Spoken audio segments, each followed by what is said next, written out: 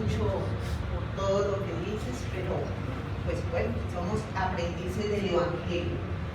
Todos estamos trabajando para poder ser mejores cada día. Todos los que estamos aquí somos parte de una familia, ¿no es cierto? Entonces podemos decir que todos estamos inmersos en una familia. Y esas manos hermosas que tienen dentro de sí el tesoro más grande que hay en el universo. El tesoro más grande que hay en el universo es la familia. En ella pasamos las alegrías, pasamos también tristezas, nos fortalecemos, experiencias de vida, enfermedades, situaciones económicas, diversidad de inconvenientes se presentan en la familia. Y cuando decimos la vida en familia, de pronto es un tema como muy amplio, no se especifica qué se va a trabajar de la vida en familia. Pero hoy queremos resaltar la importancia de la familia a la luz de la inmortalidad. Esto quiere decir que cada uno de nosotros, los que estamos aquí como espíritus inmortales, ya hemos vivido antes y que la mayoría de las veces con las personas que estamos viviendo hoy son las mismas con las que hemos vivido antes. En toda familia se presentan situaciones de antipatía y de simpatía. O sea, que hay personas dentro de nuestro grupo familiar con los cuales sentimos un amor acérrimo, ¿sí? Un amor ferviente, que desde el momento que nos vimos por primera vez, eso fue algo fenomenal. O como algunas personas me han dicho, es que yo soñé con mi hijo 10 años antes de que él naciera. Y yo lo vi igualito como es ahora. ¿Sí? Y son relaciones de simpatía de muchas existencias atrás. Pero también encontramos aquellas relaciones de antipatía, donde encontramos personas con las cuales no nos llevamos bien. Por ningún motivo, bajo ninguna circunstancia, nos llevamos bien.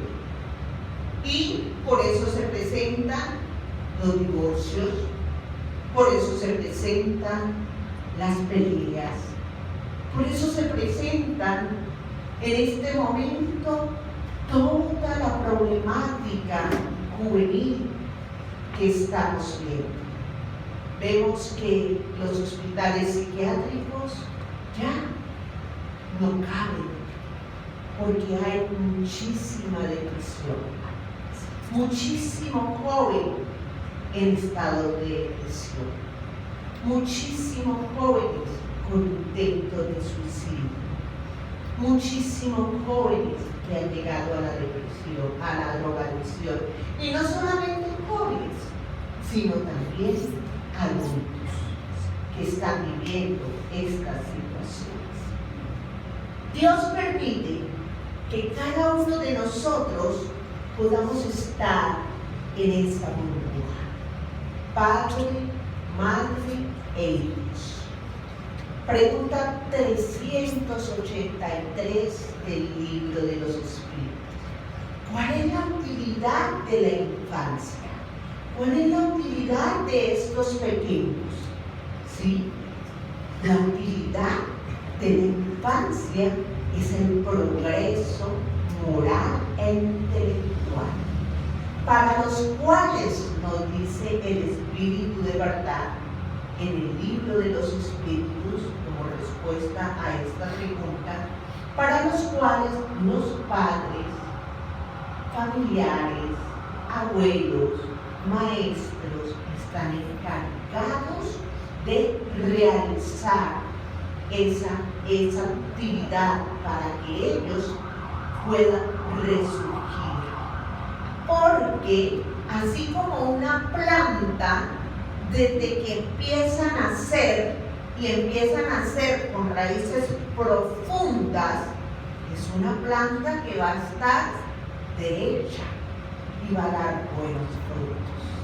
Pero si una planta empieza a renacer con raíces pequeñas, de pronto con muchos abrojos a su alrededor o con muchas piedras, esa planta empieza a doblarse. Y nos lo dice el libro de los Espíritus en la explicación de la pregunta 917, cuando Kardec pregunta qué es el orgullo.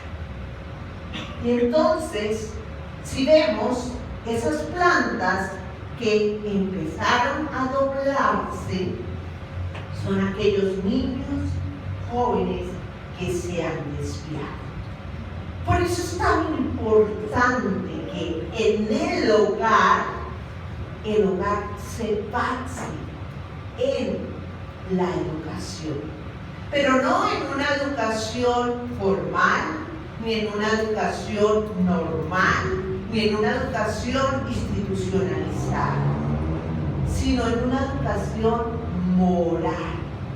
Pero como lo dice el libro de los Espíritus en la pregunta 685A, no en una educación extraída de los libros, sino en una educación moral basada en las enseñanzas y vivencia del Maestro Jesús.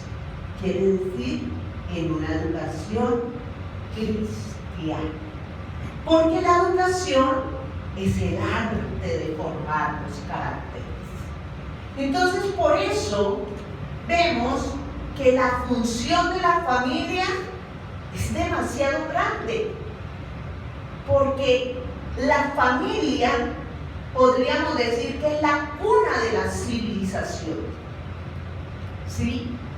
En la familia se forman aquellas personas que van a dar impacto en la vida de los demás, que van a dejar una misión, pero también se pueden formar aquellas personas que van a caer en la delincuencia.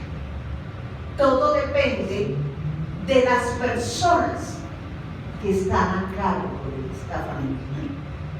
Y me permito contar una historia real. Esta historia se contó por primera vez el día 12 de agosto del 2011. Como les digo, es una historia real. Un conferencista, podemos decir que es el mejor conferencista espírita que hay en el momento, que vive en Brasil, y lo invitaron a dar una conferencia al sur de Minas Gerais, al otro lado de la ciudad donde él vive. Nunca había ido allá. Tenía pues muchos deseos de conocer ese lugar y poder expandir el espiritismo en este lugar. Sabía que ya habían grupos juveniles, grupos infantiles y que también habían centros espíritas. Lo invitó una señora viuda con mucha riqueza, pero no pudo tener hijos esta señora. Entonces era una de los directores del centro espírita que había en ese lugar. Y este conferencista llegó y le habían dicho, él creía que como era al sur del país y no se hablaba casi de esa ciudad, él se imaginó que era como un pueblito pequeño. Y cuando llegó allá, vio que era un pueblo grande. Y cuando llega a dar la conferencia, ve que es un escenario inmenso, grandísimo. Esta señora era la anfitriona y era la presentadora. Para poder ambientar el lugar, ya que habían cientos de personas asistiendo a la conferencia, ella había organizado que se diera una, que se ambientara con música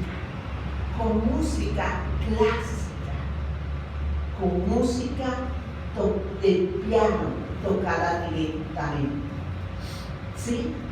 Pero él dice, yo estaba sentado cuando vi que las luces se bajaron, las luces del escenario, y solamente sale ella con un candelabro con varias luces prendidas. La pone al lado del piano, un piano grandote, hermosísimo, y ve que sale un muchacho muy joven, y se sienta en el piano a tocar las bellas melodías de Chopin, con una sabiduría, una destreza, con una entrega, con un amor que a todo el público lo dejó extasiado y ambientado para la conferencia que iba a dar este conferencista. Después de la conferencia, la señora los invitó a una cena en su casa. Y ella dice, oh, tengo que darle gracias a Dios.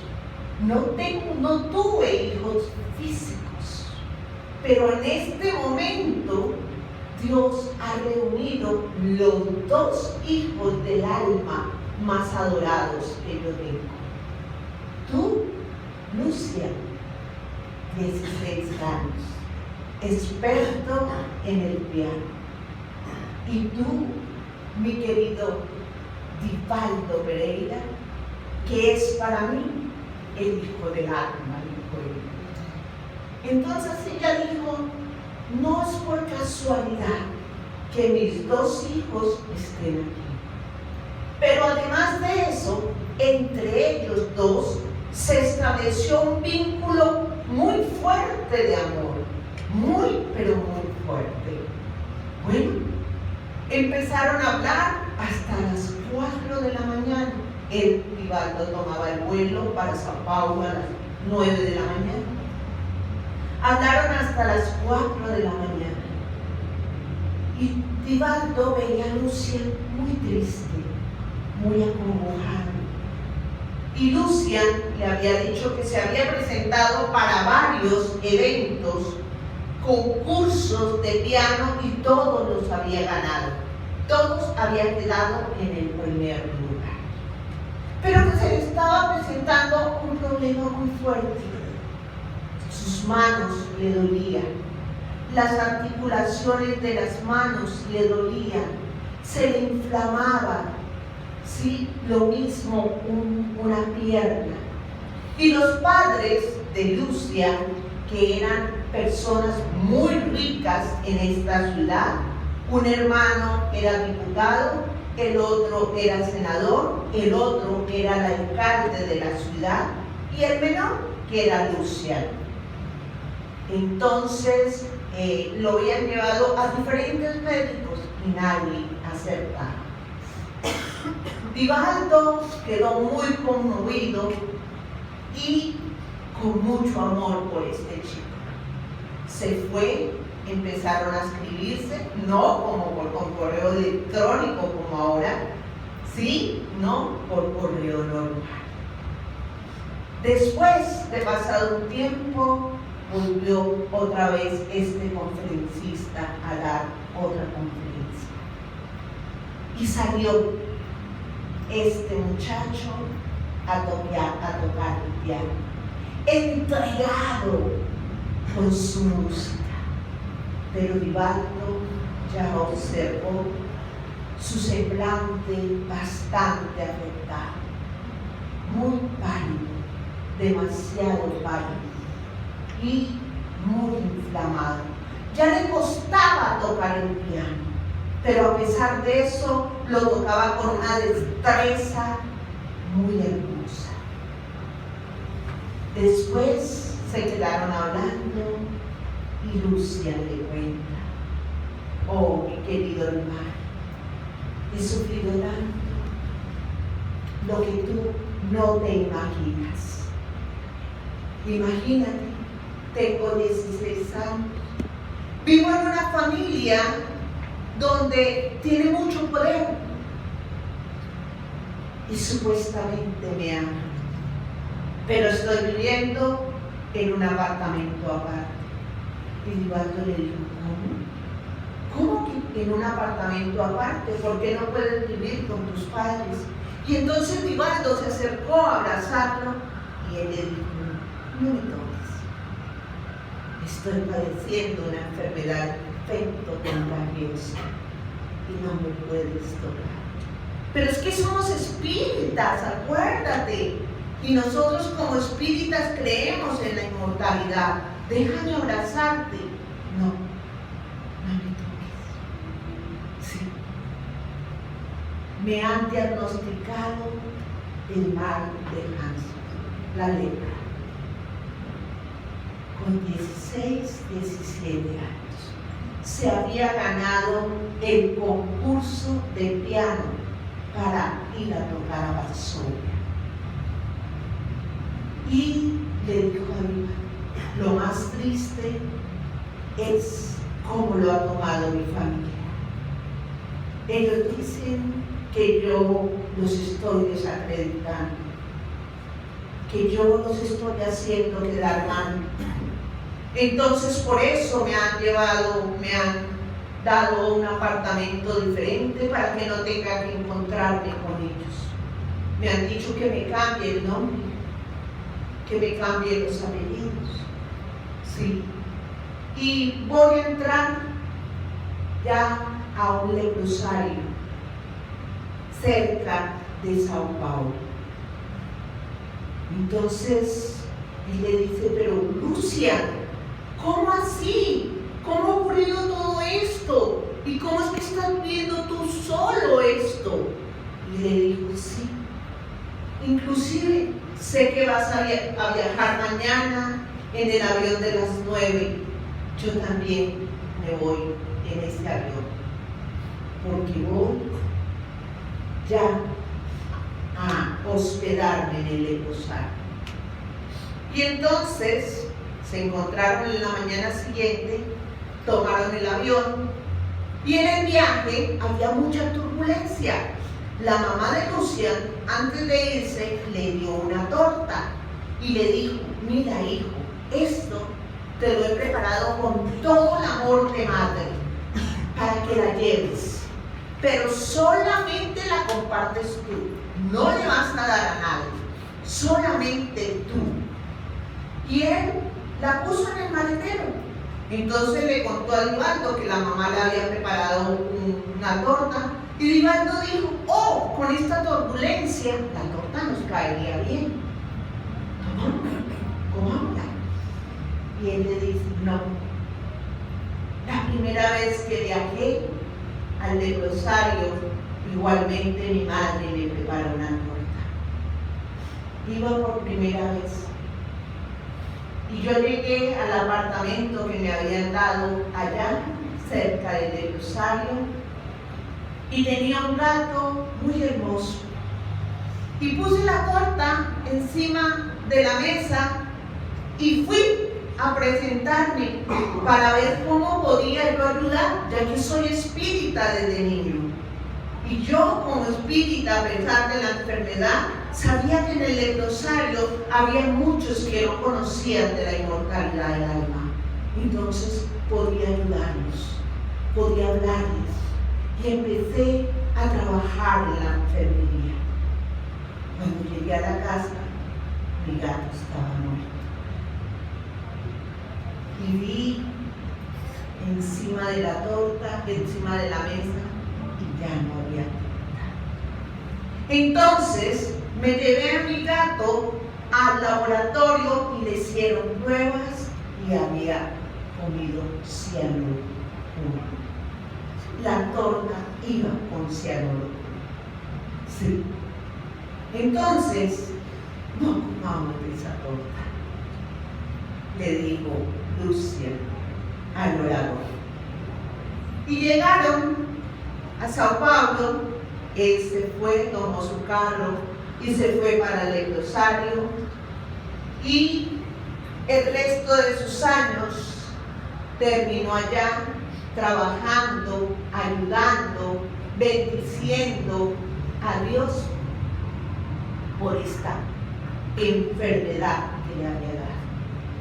Había momentos de desespero, sí, porque era un joven, 16, 17, 18, desencarnó a los 21 años.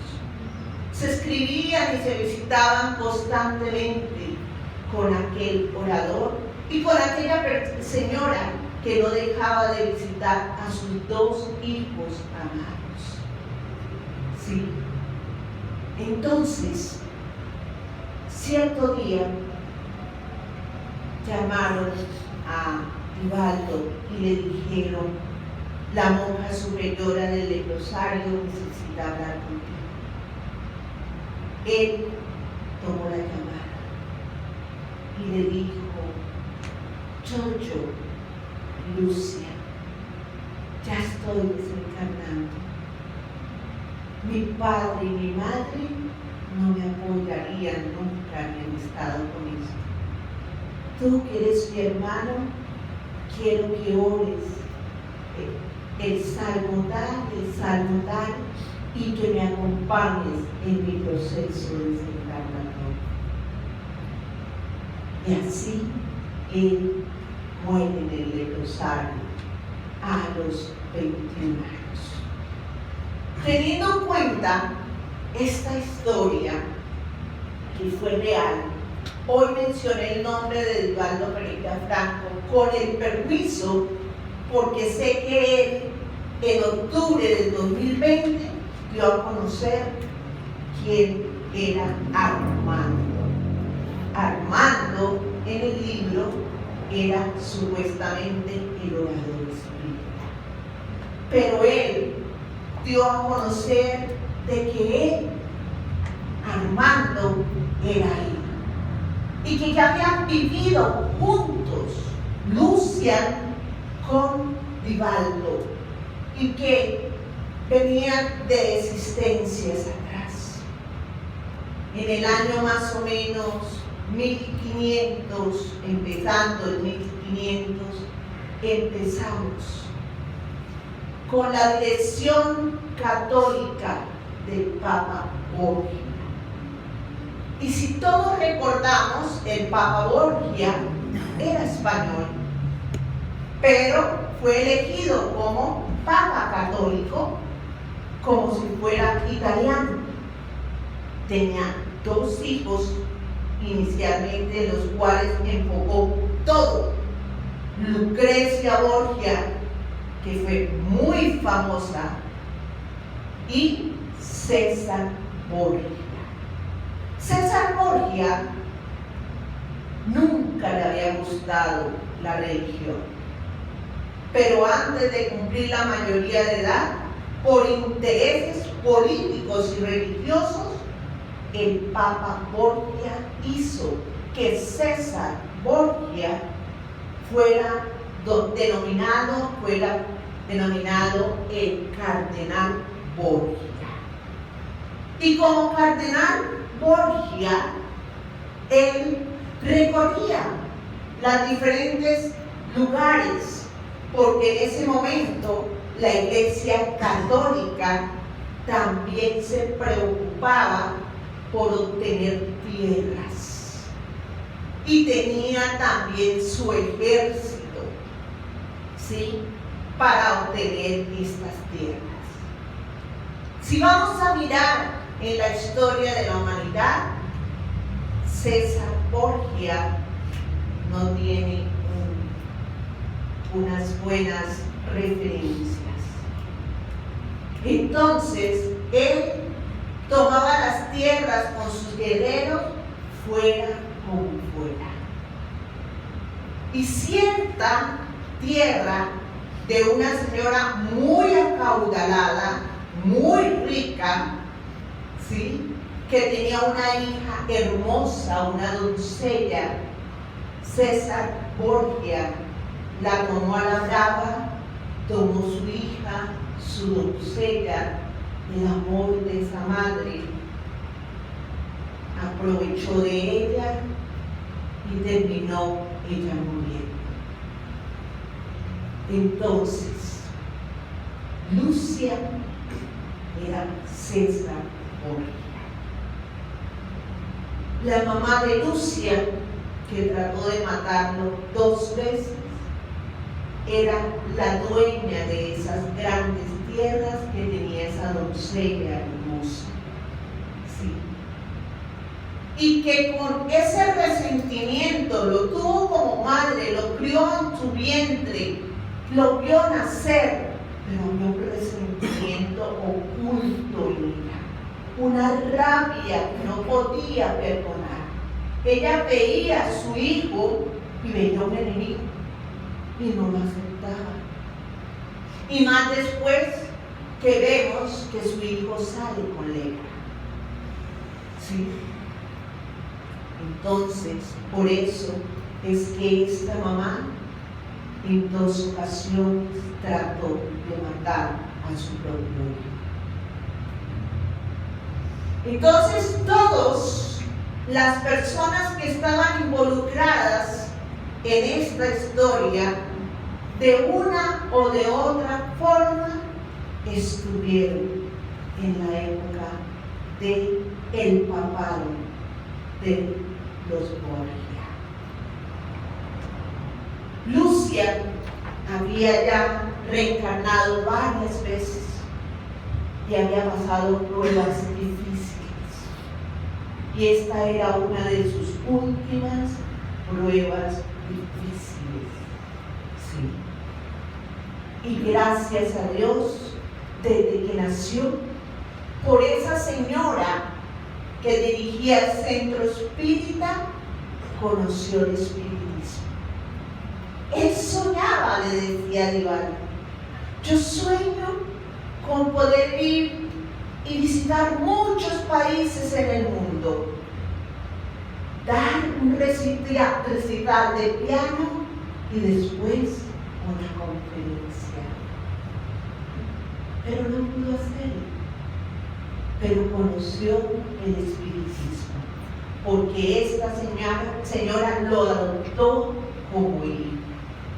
Este libro fue escrito por el espíritu de Víctor Hugo, el gran escritor francés que escribió el libro de los Miserables.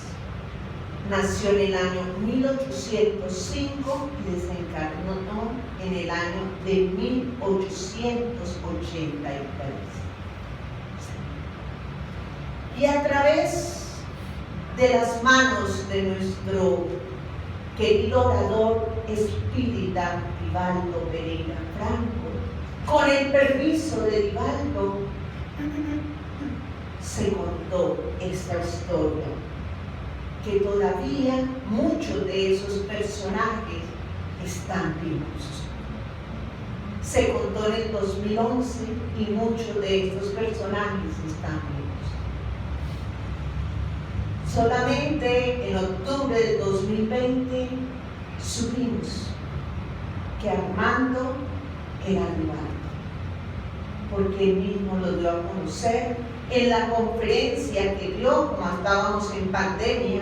Se daba una conferencia mensual en español y en la conferencia de octubre él da a conocer.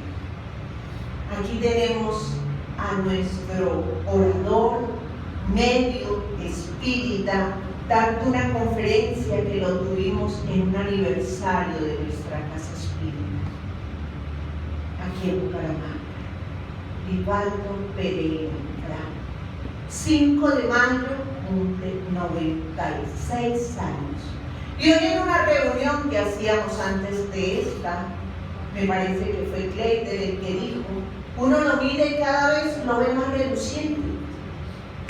¿Por qué está más reluciente? Por el trabajo, la entrega, el amor.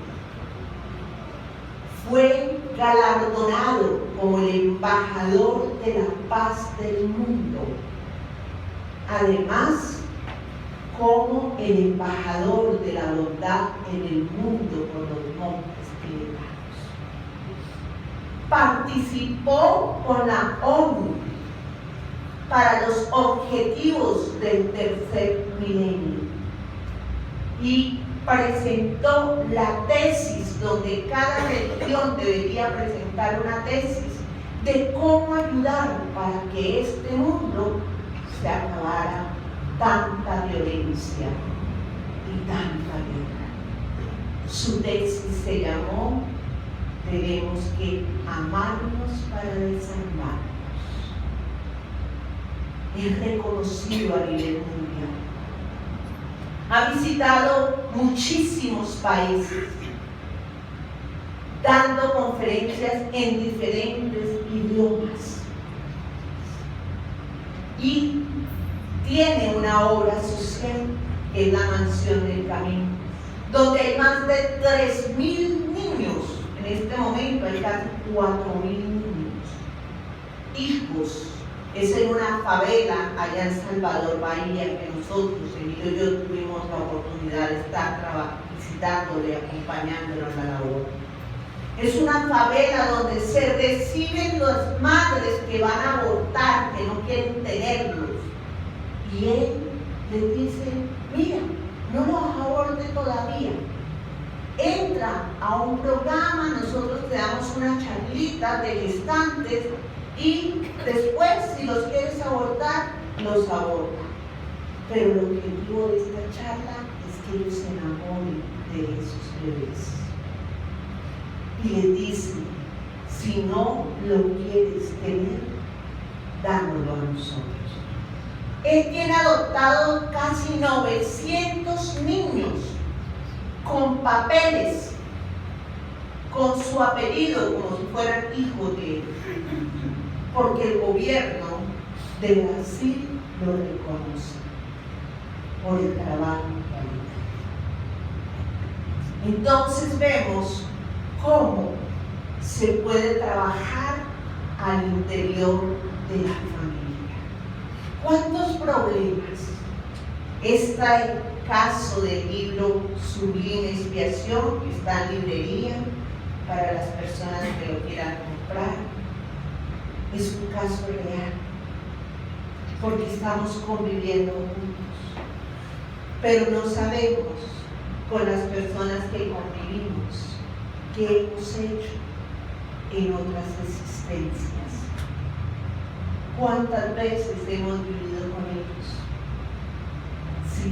¿Qué relaciones hemos tenido en otras existencias? ¿Qué rabias han habido entre nosotros? Persecución. Por eso, mis queridos hermanos, es importante que entendamos que la familia no es casual. La familia es causal. Tiene una causa. Cada familia está compuesta y está organizada desde el mundo espiritual. Hay un grupo de espíritus que se llaman los constructores, como lo dice en el libro Misioneros de la Luz, en el capítulo 12 y 13, que organizan las programaciones reencarnatorias. Y miren ahí, si vemos al final, en la parte de atrás, está una familia, madre, padre y niño. Adelante hay un grupo de espíritus y en el sillón hay un espíritu con la cabeza cabizbaja. Muchos de nosotros ya hemos escuchado esta historia, que es la historia de quién. ¿De quién? De Jesús. Exactamente. ¿Cómo reencarna este espíritu? Que en otra existencia, en la existencia anterior, él le quita la esposa al que hoy iba a ser su padre y terminan asesinándolo. Entonces, ¿cómo el mundo espiritual organizó esa reencarnación? Y por respeto empiezan a ir con encuentros en el mundo espiritual y en la casa donde viven, con encuentros para que se pueda establecer la sintonía necesaria para que papá y mamá acepten a ese espíritu. Aquí vemos esta imagen, cómo sale Raquel, que es la esposa, en desdoblamiento y se encuentra con su abuela, y no me acuerdo ahora el nombre de él, el esposo de Raquel. Bueno, el esposo de Raquel sale también, pero él está como aturdido. ¿Por qué está aturdido? Porque él no aceptaba a Jesús. Porque sentía algo, temor, miedo.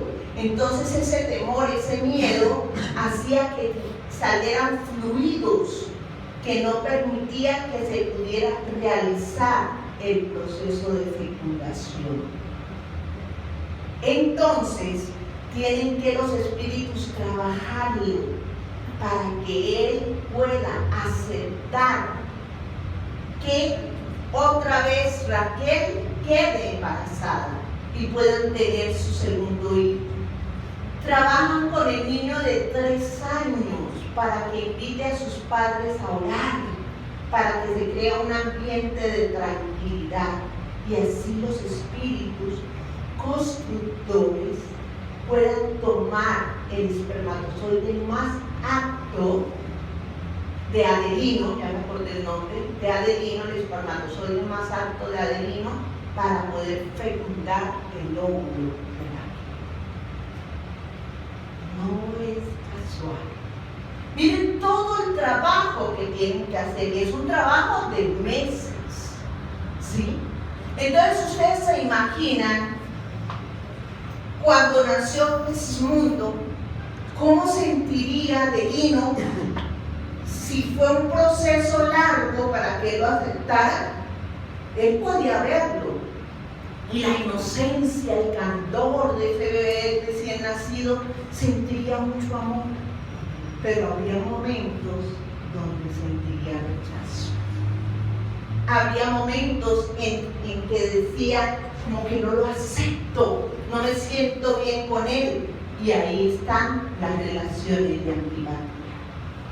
Las relaciones de antipatía solamente se dan por situaciones de la tierra. Queridos padres, nosotros somos afortunados. ¿Por qué le digo que somos afortunados? Porque conocemos la inmortalidad del alma. Al conocer la inmortalidad del alma, vamos a ver nuestra familia con otra óptica diferente. Vamos a ver que con ese hijo difícil, yo he tenido relaciones en el ayer. Vamos a ver que con esa esposa difícil o esposo difícil hemos estado relacionados. Vamos a ver que con ese hijo amoroso que tanto nos llena y que para nosotros es lo más bello en el mundo, hemos tenido relaciones de simpatía. Nosotros, como personas encarnadas, tenemos un sexo femenino o masculino. Pero los espíritus, cuando no tienen la materia, no tienen sexo. Pregunta 200 a la 202 del libro de los espíritus. Para encarnar, pueden tomar el vestido de hombre o de mujer, según la experiencia encarnatoria que necesita vivir. Entonces, el que hoy es el padre en la otra asistencia puede ser la madre. El que hoy es la madre, en la otra asistencia puede ser el hijo. El que es la abuela, en la otra asistencia puede ser el esposo. Cambian los roles, los vínculos, pero los afectos no. Entonces, ¿cuál es nuestra tarea? Identificar cuál es la persona en nuestro núcleo familiar con la cual tengo más problemas. Y con esa persona empezar a trabajar. Con esa persona empezar a trabajar. Y pensar, no llegar a la queja y estar diciéndonos, uy, no, es que Dios me dio un hijo difícil, es que nadie lo controla. ¿Sí? Se me salió de las manos. Empezar a mirar cómo me acerco a ese hijo, a esa hija, como amigo, como amiga. Y ojalá desde el principio, porque como el ejemplo, o no el ejemplo, sino la explicación de la pregunta 917 del libro de los espíritus, ¿sí? Puede crecer el árbol derecho si tiene raíces firmes o se puede torcer. Entonces, si yo veo esos brotes que por lo general se ven en la primera infancia, ¿sí?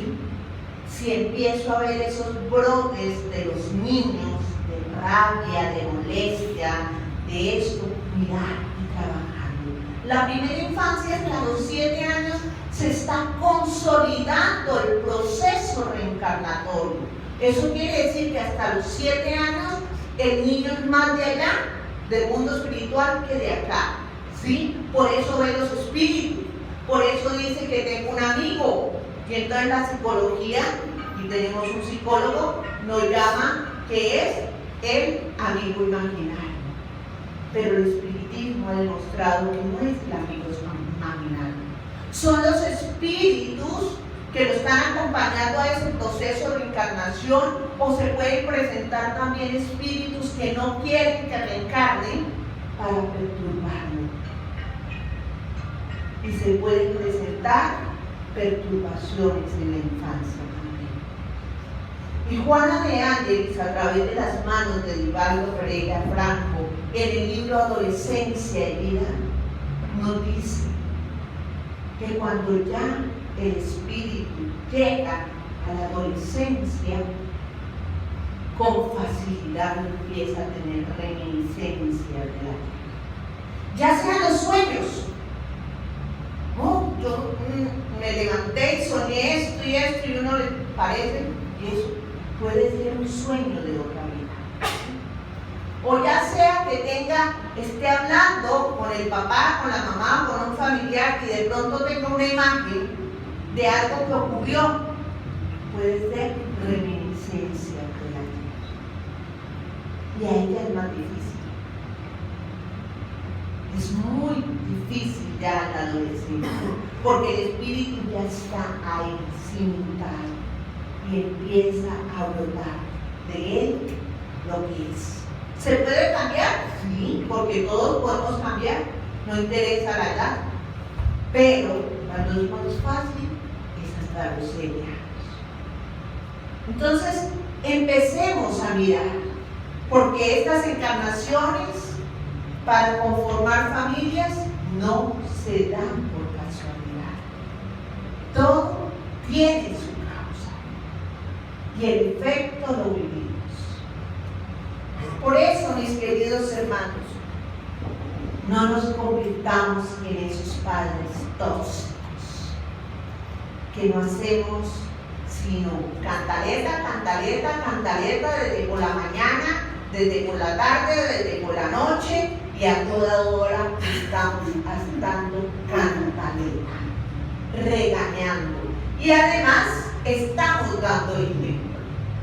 El padre grita, la madre grita, el niño está tan desesperado que cogió el martillo para, mejor dicho, pegarle a su juguete. porque es una secuencia de comportamientos. Cada uno de nosotros en nuestra familia tiene una labor importante como espírita, y conociendo la inmortalidad, tenemos que trabajar para que esto no ocurra. Gracias a Dios, ya se habla muchísimo de la crianza respetuosa. Ya se habla muchísimo, la neurociencia se ha unido con la psicología y se ha dado también parámetros para educar de manera respetuosa, educar sin gritos, educar sin maltratos. Sí. Entonces, ¿qué debemos hacer? Busquemos información. Hay muchísima información de médicos. Por ejemplo, el doctor Guillermo, no me acuerdo el apellido, bueno, ustedes lo buscan, español, Guillermo, crianza respetuosa, pediatra español, Guillermo, y da unas charlas espectaculares sobre eso. ¿Sí? También hay un instituto de padres en España, ¿sí? Instituto de Padres Español, dan unas conferencias también muy buenas sobre crianza respetuosa. Cómo tratar al adolescente, cómo tratar al niño con sus rabietas. ¿Se acuerdan que antes que nos decían, tienen la rabieta, cómale, métalo a la ducha helada, un baño de agua fría y una nalgada, por eso tiene? ¿Sí? Entonces, esa no es la manera, porque Jesús, ni el Padre misericordioso, nos educa con maltrato, con castigo, con punición. Si nosotros sufrimos, es porque elegimos el sufrimiento. Si nosotros sufrimos, es porque nos hemos alejado de Jesús. Por eso, con esta conferencia, a todos los que la están viendo, a todos los que están aquí presentes, escuchando con atención, los invito a que Jesús entre en sus familias. Busque la manera de que en su familia haya espiritualidad. Muchos papás dicen, ay no, pero es que ya él no le gusta. Es que ya tiene 12 años, 14, 15 y anda con sus amigos y ella no le gusta. Busquemos la manera con amor. Todo lo que hacemos con amor tiene resultados positivos. ¿Que los resultados no son inmediatos? Sí, no van a ser inmediatos, tienen la razón. Pero los resultados van a ser tarde o temprano si persistimos. Persistir. Pero abrámosle la puerta a Jesús de nuestras vidas. Abrámosle la puerta a Jesús en nuestra familia. No estamos diciendo aquí que todas las familias tienen que ser espíritas, no. Estamos hablando de espiritualidad. Sai Baba, un maestro hindú que ya desencarnó, decía: cada religión es una lámpara que ilumina el camino a Dios. Entonces, si yo me quiero parar sobre la lámpara de los evangélicos, los cristianos, la que sea, ¿sí? Cada religión nos está iluminando el camino a Dios. Busquemos ese camino. Busquemos. Hoy estamos aquí escuchándolo desde el punto de vista de la inmortalidad, que nos explica las razones de por qué esos comportamientos que se ven en los hogares, por qué esos comportamientos tan difíciles, esas familias tan disfuncionales, tantos problemas. Todo tiene su causa y nosotros debemos identificar la causa y trabajar en ella. Que Jesús realmente, queridos hermanos, entre en la vida de ustedes, entre en su corazón, ilumine su corazón y los ayude a entender, a buscar el camino para guiar a esos hijos que Él le ha permitido que tengan